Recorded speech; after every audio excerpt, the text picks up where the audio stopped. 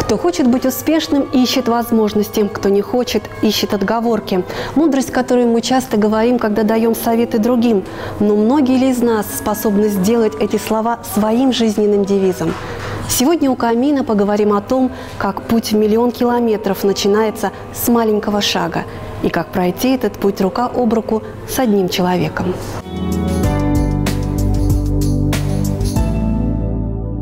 Сегодня январский вечер у камина мы проведем в компании семьи прокопьевского предпринимателя, лауреата городской премии «Человек года-2017» Павла Чернозипунникова. Здравствуйте. Здравствуйте. Павел, знакомьте нас со всеми собравшимися сегодня за столом. Слева от меня моя супруга Ирина, справа от меня наша дочь Настя, зять Павел, наши внуки и внучка Марика, Платон и Мартин. Мартин, который вот с апельсином.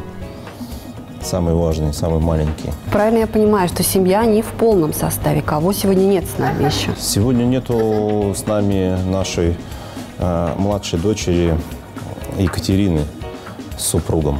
Конечно, первый вопрос, вот что предшествовало появлению на свет ваших очаровательных дочек. Ирина, Павел, расскажите о истории своей любви, семьи, как все начиналось. Мы учились в одном классе, сидели за одной партой, и поэтому, чтобы, наверное, далеко не ходить, поэтому первая девушка, первая девочка, самая красивая в классе, она сидела рядом со мной. Со школьной скамьи. Секрет семейного счастья от семьи Чернозипунниковых. Как удается сохранить теплые отношения, не надоесть друг другу столько лет вместе? Больше разговаривать, наверное, разбирать те вопросы, которые, наверное, волнуют каждого. Не только разговаривать, наверное, секрет, наверное, все-таки в любви и в каком-то уважении, понимании друг друга, что когда наступает какой-то критический момент, как во всех, наверное, семьях, занимаешь позицию не со стороны меня обидели, а начинаешь думать, почему так произошло, что могло бы быть по-другому, какой мой вклад в то, что вот такая ситуация произошла. И оцениваешь, насколько ценен и важен тебе близкий человек. На себя берешь ответственность за конечный результат, вот и все. Вы поженились рано, в 16 лет. Вот сейчас, спустя годы, проанализировав, давая советы своим детям, как считаете, молодой брак – это хорошо или лучше уже вступать в отношения, строить семью вот уже в более зрелом возрасте? Не от возраста зависит, но зависит от состояния любви. Если ты любишь человека, как говорится, любви все возраста покорны. Какая разница, в каком ты возрасте находишься? Все в голове. Проще строить, наверное, семью все-таки в возрасте, в каком ты уже созрел для этого. То есть у нас была любовь, но у нас не было созревшего понимания, что с этим делать. Есть любовь, и появился ребенок, поженились, а что с этим делать? Поэтому мой совет, конечно, не надо выходить замуж в 15 лет, в 16 лет.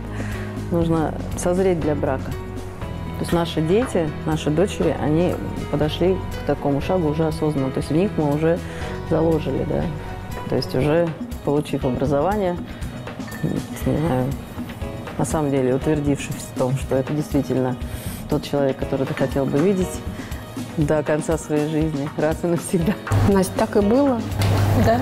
Глядя на своих родителей, видя их отношения, что вот вашу семью с Павлом ты перенесла или, может быть, планируешь перенести? Что взяла в пример, так скажем? Ну, главный пример – это договариваться.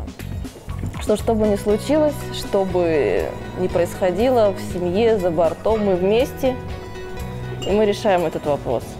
Вот это основное, наверное, и главное. Девиз такой.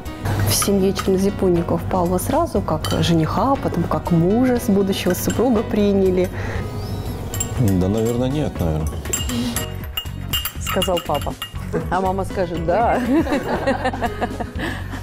Нет, есть присутствует ревность. На самом деле, то, что у меня дочери, это, наверное, такое собственничество такое своеобразное. Паш, ну а вы вот чувствуете эту ревность на себе, нет? Ну, наверное, нет. Нет? Для меня как-то Или открытие. это, наверное, тщательно скрывается. Но вообще вот много, да, существует разных анекдотов не очень лестных про отношения зятя, тещи. У вас как отношения строятся и с тестем, и с тещей? Вы сейчас на расстоянии, но тем не менее, я так понимаю, часто общаетесь, да? Мы долгое время прожили вместе. Было время даже, что мы жили вообще в одной квартире, там, да, когда у нас был какой-то переходный период, пока мы искали там себе жилье, еще что-то. То есть мы договаривались, мы жили довольно-таки дружно. И вот эти все анекдоты там про тещу, зять с тещей, ну, в нашей семье, наверное, не так.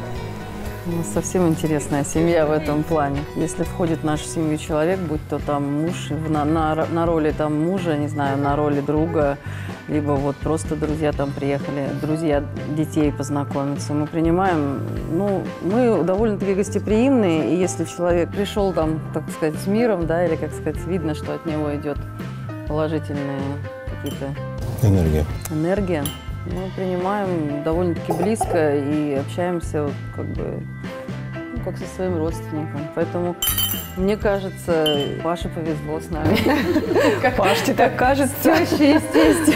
Ну, повезло-то мне в любом случае, потому что, ну, как минимум, я выбрал жену из этой семьи, поэтому тут, мне кажется, по-другому, как можно сказать. Ну, сам Павел такой же позитивный человек, участвует во всех вопросах семейных, то есть человек, который неравнодушный. Настя, расскажите, пожалуйста, у вас вот в семейных отношениях, вы сейчас уже полноценная семья и сама мамочка, вы прислушивались ли раньше к советам родителям или так привыкли набивать шишки сами, учиться на своих ошибках? Вот сейчас как? Ну, я скорее очень прислушиваюсь к родителям, к советам. Я очень послушный ребенок. Из детства такая была, да? Да, Настя как раз тот ребенок, который вырос, как говорится, под мышкой, да, у мамы с папой. И все, что мы имеем, чего достигли, это было в ее присутствии, наверное, даже благодаря ей. И как бы не без ее участия точно. У нас дети вообще как бы девочки, они такие, ну, очень хорошие девочки у нас. Я не могу пожаловаться даже, вот как мама, как не на что пожаловаться. Мы воспитали достойных детей. Дети очень достойные, очень. По детям можно определять, ну, качество родительского внимания там, и так далее, воспитания. Ну, И успех детей, то есть это успех родителей, по большому счету. Ну, что уложил, получается, то ты получил. Да. Работает однозначно. А вот если говорить о ваших отношениях, вот в предпринимательской деятельности всякое бывало, и трудные времена переживали, и кризис, и что-то новое начинали, может быть, не всегда получалось. Да. Вот поддержка, тыл, очень важно, Павел. У вас такой тыл был, вот все получилось благодаря вашим личным качествам, везухи какой-то, я не знаю, фортуны, или и потому же, что был вот такой тыл надежный? Ну, конечно, нет, это смесь, но... А ему одному зачем это было нужно? Ну да, успех. Без тыла. Слово-то сейчас все бегут же за успехом, да, всем надо успех. От слова там успеть. А куда успеть-то? Зачем успеть? В итоге только зачем? Если выводить основную потом мысль и основную смысл, то зачем ты все это делаешь? Ну, прежде всего, конечно, ты делаешь ради семьи, ради там, продолжения своего рода. Построить бизнес, там, либо построить успех там, ради себя, там, любимого одного, это невозможно, это нереально. Ира, а вот Павел не только предприниматель, не только в бизнесе, но и в семье вот такой лидер. Последнее слово за ним? У нас такая семья интересная. У нас два лидера. И один, причем, смотрит в одну сторону, другой в другую сторону. Если я скажу белое, он говорит черное. Нам вдвойне сложнее договариваться. Но с годами я уже поняла, что выгоднее договариваться, нежели биться. В семье он лидер, он главный, последнее слово за ним. Но очень много приходится совершать усилий, там, не знаю, наверное, манипуляций для того, чтобы он сказал вот именно вот так, как нам надо. Как говорится, жена шея все-таки тоже работает. Вот. Но если папа сказал, это все, это последнее слово. оно неоспоримо. Детей воспитали вот таких достойных. Вы в разные стороны смотрели на предмет воспитания, да, как воспитать детей? Или все-таки здесь было единогласие? Это, наверное, больше, мама у нас воспитывала, чем я. Сложно понять, что такое вообще воспитание. Вот тут вопрос, вот как вы воспитывали своих детей? А Бог не знает, как мы их воспитывали. Мы что-то делали, там чему-то учили, показывали своим примером, как быть. У вас 3 внуков. Вы такие молодые, дедушка с бабушкой. Вот новые эмоции, ощущения от появления внуков. Вообще вот такая любовь, которая не была в вашей жизни, появилась? Появление внуков, вот внучка у нас первая появилась, Марика. Вот по моим ощущениям, что это, ну это вот... Вторая волна. Есть ощущение, что я знаю, как надо воспитывать, как нужно относиться, как правильно разговаривать, как правильно поступать. То есть вот такое ощущение. Конечно, я могу ошибаться, но почему-то как будто рецепт уже как бы воспитания уже сформировался. Когда вот смотришь на детей, они там совершают твои же ошибки, да, которые ты делал ранее там. И им подсказываешь, но они не слушают, все равно делают по-своему. А мы-то вот уже вроде такие умные, нас не слушают. То есть я вот знаю точно, что я никогда не буду там шлепать своих внуков, то есть бить, потому что это вообще не метод воспитания. С детьми приходилось. А с детьми приходилось, да, где-то и подшлепнуть, и в угол поставить так серьезно, и наказать, и выкинуть игрушки, которые не были собраны вовремя. Дети – это такие подарки жизни. Вот сейчас я это прям осознаю, это что не всем дано, наверное, иметь такие подарки. А когда у тебя еще такие дети, и такие внуки, ну как это вот можно не любить и еще и наказывать. Павел, у вас какие эмоции с появлением внуков? Для меня это энергия. Просто энергия дополнительная, такая мощная энергия, это неутомимые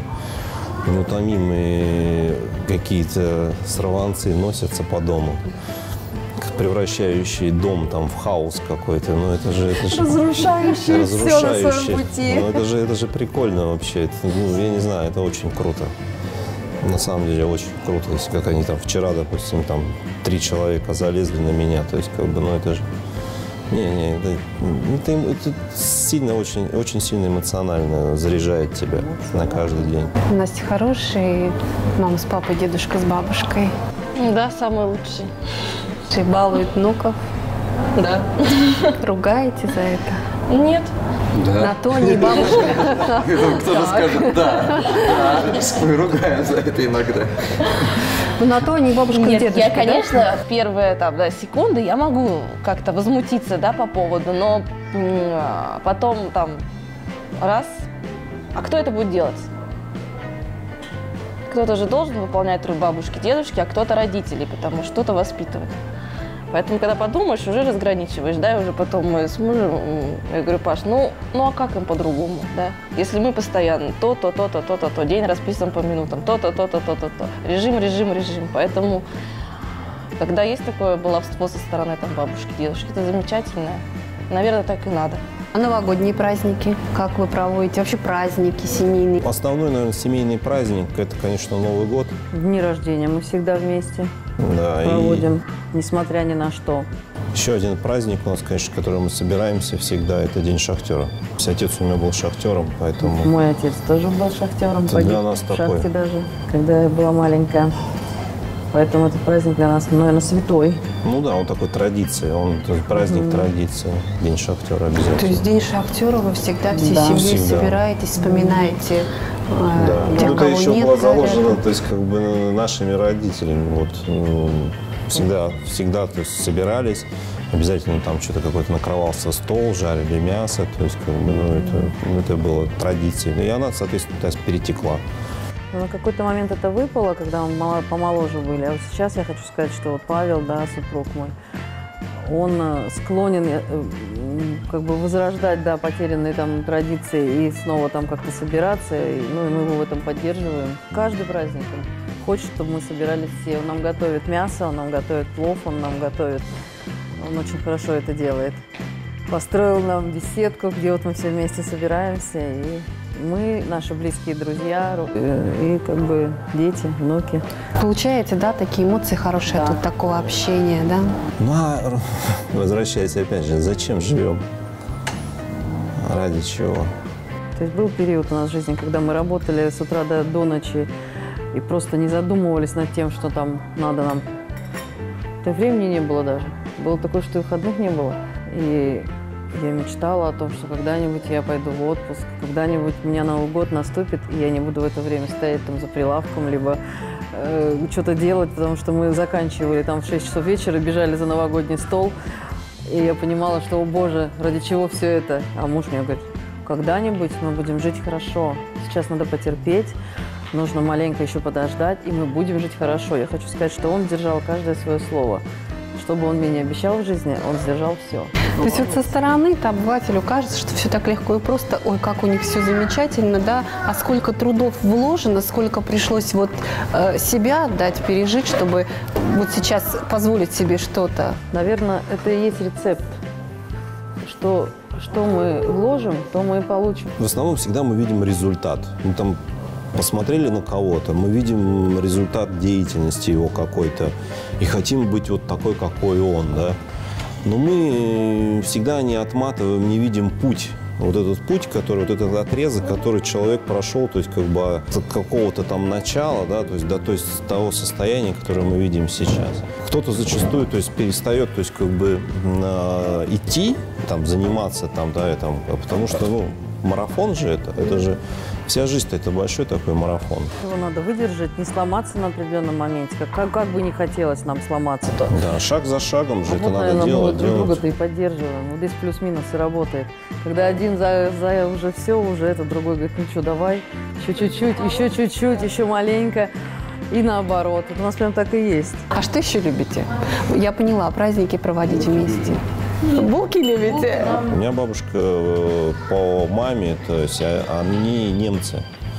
Они, ну, приехавшие сюда там с Поволжья, да, и они пекли очень вкусные, то есть выпечка, то есть как бы у немцев она довольно-таки вкусная. Она вообще очень вкусно готовила, особенно у нее получалась выпечка. Да, и там с булочками там была целая там эпопея, там целая там традиция была, там всех из дома выгоняли. Это был ритуал такой. Да, выгоняли из дома, там создавали. И сейчас там есть замкнутое там пространство. Печки какие-нибудь, которые там поднимают тесто. А раньше же этого ничего не было. То есть, чтобы не помешал никто, да? Чтобы да, никто не помешал. Вот, и потом пекли эти булочки, то есть как бы и там мы их там поглощали там целыми там тазиками, ведрами эти булочки. Замораживали, а потом разогревали. Да. Печку в той же. И вот отсюда, то есть как бы любовь к выпечке, то есть как бы она такая большая. И тем самым вот она в наших так магазинах и появилась.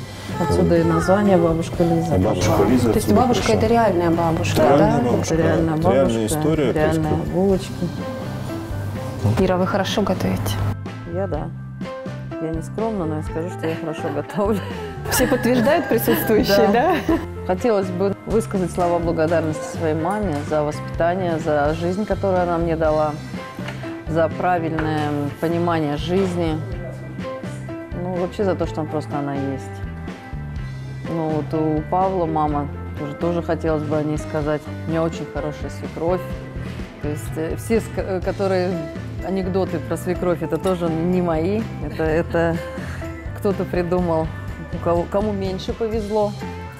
Она очень грамотная, очень умная женщина. Новый год для вас, вы сказали, что один из таких любимых праздников, да? Вы все вместе и проводите, и этот Новый год все вместе провели. Традиционно, то есть как бы это в семейном кругу, традиционно у нас в последнее время на даче, где много снега, много улицы, много воздуха, и где мы можем откровенно поговорить, поставить планы, то есть на будущий год, прописать их. У нас такая тут родилась такая игра. Обсуждаем, что было в прошлом году. Подводим итоги. Подвели итоги. Что исполнилось из загаданного. Да, и ставим, соответственно, мечты, то есть пишем мечты, то есть как новые цели. Новые цели, и обсуждаем их, эти новые цели. Вот тоже наша традиция такая. Да, ходим в баню. Баня топится каждый день. И вот такая гора пельменей. Да. И стряпаем. Кстати, да, мы сами стряпаем пельмени, да. Стряпаем, замораживаем, всю неделю едим. Съедаются они так же быстро, как и проходят новогодние праздники. Ну, а лепите все вместе тоже? Да. Бабушки, дедушки, мои родители приезжают все. Это же Большой способ такой дружной общения. компанией. Почему как бы и было выбрано такое, вот, наверное, сложилась почему такая традиция все праздники, потому что мы уже говорили о традиции, что не только Новый год, вообще все праздники, дни рождения, там, вот, там длинные выходные, мы всегда вместе. Потому что мы живем в разных городах, и все очень заняты. Очень заняты. Поэтому если какое-то событие, то мы собираемся вместе. Ну а теперь по традиции новогодние поздравления от семьи Чернзипунниковых семьям всех прокопчан. Хочу поздравить с наступившим 2019 годом, пожелать исполнения желаний, мечт, тепла в доме, улыбок, радости, много любви. Цените и любите своих близких, родных. Знайте, что они самые лучшие люди в вашей жизни. Я пожелаю понимания, взаимопонимания и доверия. Я за любовь, поэтому всем любви. 19-й год, я думаю, он же там год у нас свинюшки, поэтому такой год накопления. Я думаю, будет все хорошо. И у вас все будет хорошо, и у нас все будет хорошо. И счастья вам. С Новым годом!